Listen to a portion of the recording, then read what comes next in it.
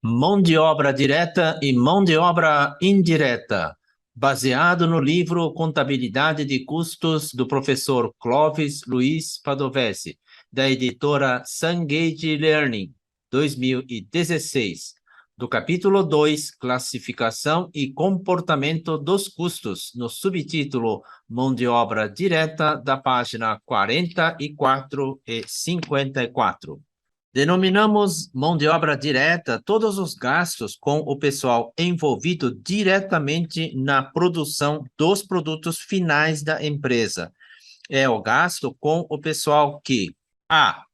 Tem contato direto com o processo de fabricação dos produtos finais, desde a manipulação das matérias-primas até a montagem e a expedição dos produtos acabados. B. Opera os equipamentos dos processos necessários à elaboração dos produtos finais. O principal elemento identificador da mão de obra direta é a possibilidade de mensurar os esforços de cada trabalhador, seja em processos diretos envolvendo o produto, seja em processos envolvendo os equipamentos de transformação dos materiais em produtos finais. A mensuração mais utilizada é a quantidade de tempo despendida nos processos, dias, horas, minutos, segundos.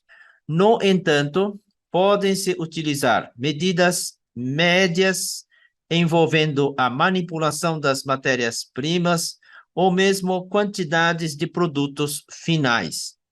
O que liga a mão de obra direta ao produto final são os processos de fabricação ou roteiros de fabricação, ou seja, todas as fases, tarefas, processos, atividades necessárias para elaborar os produtos. As empresas têm necessidade de medir os esforços dos funcionários diretos dedicados aos diversos processos para se obter o produto final.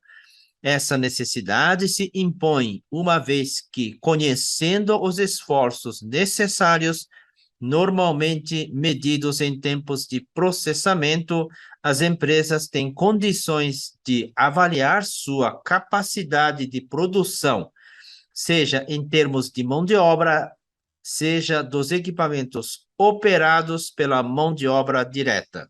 Entende-se por capacidade de produção a quantidade máxima que a empresa pode produzir de determinado produto final ou de determinado mix de produtos finais. Por muitos anos, o pagamento desse tipo de mão de obra era calculado pelas horas trabalhadas. Ainda existem funcionários remunerados dessa maneira, denominados tarefeiros.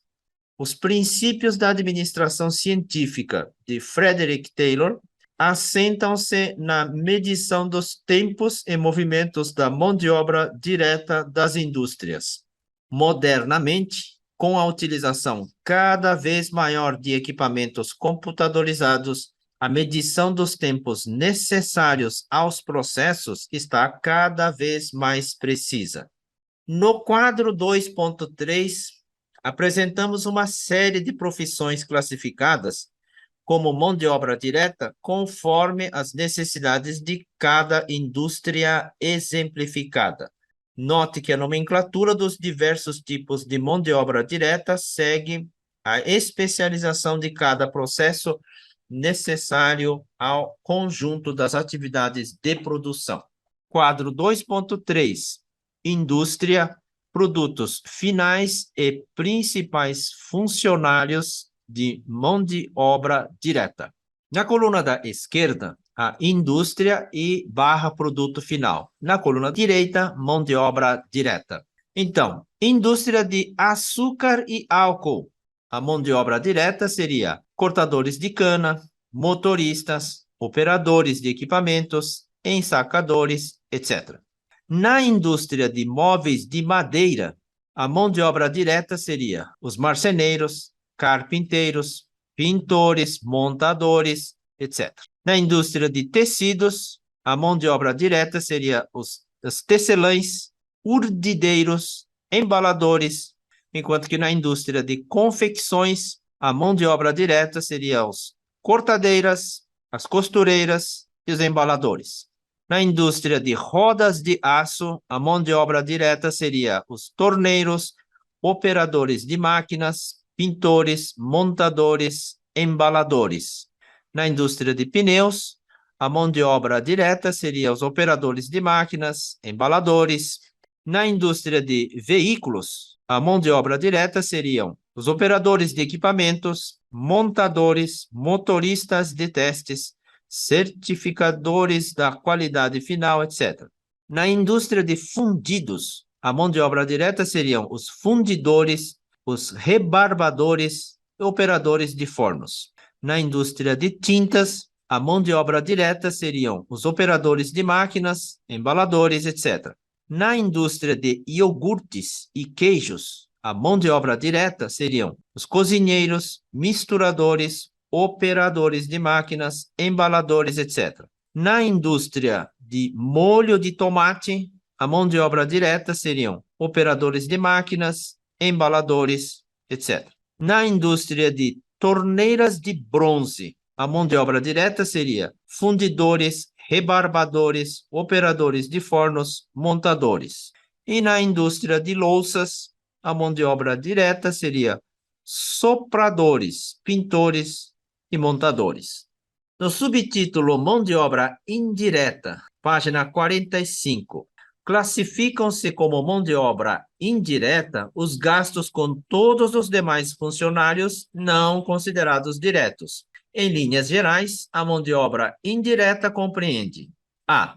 O pessoal de chefia da mão de obra direta, incluindo seus assessores e secretárias, ou seja, qualquer funcionário que, mesmo lotado em um departamento tipicamente direto, não trabalha diretamente com o produto final, nem manipule materiais ou equipamentos dos processos. B. Todo o pessoal dos demais setores, atividades e departamentos que apoiam a fábrica.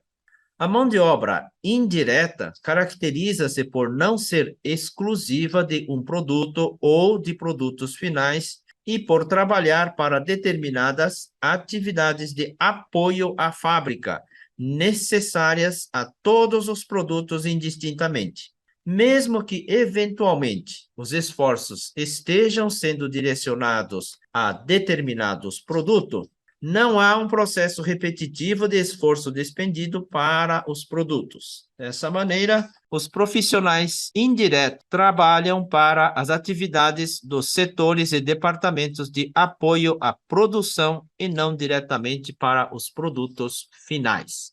O quadro 2.4 evidencia os principais departamentos indiretos e os profissionais que trabalham nesses departamentos considerados mão de obra indireta. Quadro 2.4, setores / departamentos de apoio à fábrica e tipos de mão de obra indireta. No setor ou departamento de diretoria, gerência industrial, a mão de obra indireta seriam diretores, gerentes, chefes, assessores, secretárias, escriturários, etc. No setor de engenharia do produto, a mão de obra indireta seriam os engenheiros, desenhistas, projetistas, arquivistas, modelistas, etc. No departamento de engenharia de fábrica, seriam os engenheiros, processistas, cronometristas, etc. No departamento de planejamento e controle da produção, a mão de obra indireta seriam os planejadores, administradores, os controladores e apontadores de tempo. No departamento de suprimentos, a mão de obra indireta seriam os compradores, engenheiros de desenvolvimento de fornecedores e outros. No setor de estoques, a mão de obra indireta seriam os escriturários, movimentadores de carga, motoristas, empilhadeiristas, etc. No setor de controle de qualidade, a mão de obra indireta seriam os auditores de qualidade, os auditores de normas ISO e outros. No setor de manutenção, a mão de obra indireta seriam os mantenedores de máquinas, os pedreiros, eletricistas, encanadores e outros. E no setor de ferramentaria e modelação, a mão de obra indireta seriam os ferramenteiros, modeladores e outros. Algumas especializações como modeladores, ferramenteiros e modelistas, apesar de trabalharem muito próximas dos produtos finais e com atividades muito semelhantes às desenvolvidas pela mão de obra direta, participam apenas de atividades antecedentes à produção. Devem ser consideradas como mão de obra indireta porque seu esforço não se relaciona diretamente com o volume de atividade necessária aos produtos finais. Seus esforços não se caracterizam pela repetição que caracteriza os processos diretos. O caso da mão de obra direta, fixos dentro das expectativas de produção, página 54. Eventualmente, custos considerados de comportamento variável podem ter seu valor inalterado em relação às quantidades produzidas ou vendidas, transformando-se assim momentaneamente em custos fixos. O exemplo clássico de tal mudança de comportamento é com relação à mão de obra direta. Conceitualmente, mão de obra direta, aquela necessária para gerar os produtos, tende a variar dependendo da quantidade a ser produzida em determinado período.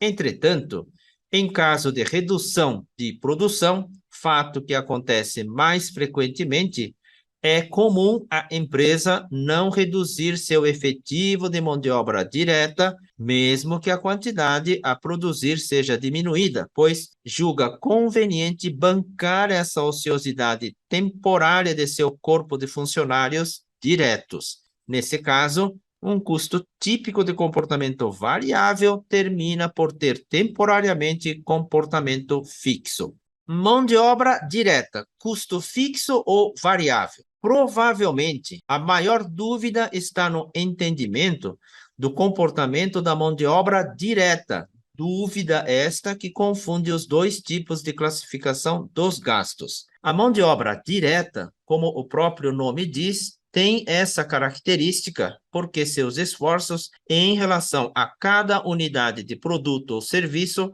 podem ser mensurados de forma objetiva e, portanto, tem alocação direta.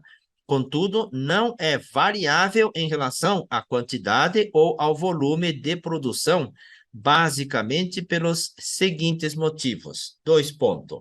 A. O pagamento é efetuado mensalmente, independentemente de sua utilização em relação aos diversos produtos. Se, por exemplo, houver interrupção ou ociosidade na produção, o valor da mão de obra direta tem de ser pago do mesmo jeito. B. Não é possível a eliminação ou suspensão do pagamento da mão de obra direta se a produção cair, exceto no caso de tarefeiros. E C. Mesmo em situação de alguns meses de ociosidade, as empresas relutam em dispensar a mão de obra direta, uma vez que o retorno ao volume de produção normal pode ocorrer logo. Isso posto, podemos fazer as seguintes constatações em relação à mão de obra direta.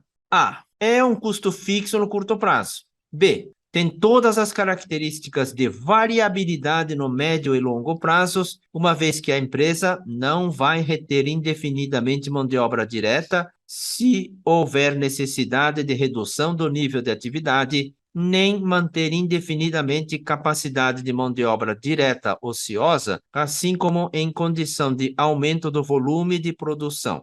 Haverá a necessidade de contratação de mais mão de obra direta. Nesse sentido, em linhas gerais, é aceitável o tratamento da mão de obra direta como um custo variável.